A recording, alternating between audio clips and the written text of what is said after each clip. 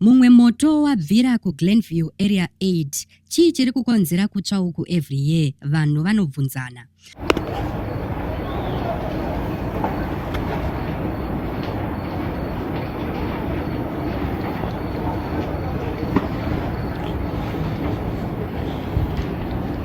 This is Glenview Area 8. Area 8 complex unovezwa kwaita moto. Muri yeZimbabwe ndinokuchingamidzai zvakare panonzi pano. Ndapota musakanganwewo kusubscribe nekulikewo video rino.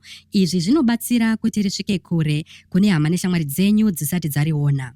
Nhasi tiri kutambira shoko rezvemoto mukuru uyo wabvira muGlenview Area 8. Mufananidzo uyu unoratidza marimi emoto makuru uye chiutsi chitema chinokwira chichibva pane misika nedzimba. Izvi zvinosuwisa vemabhizimusi varasikirwa nezvinhu zvavo paGlenview Area 8 complex mambakwedza anhasi.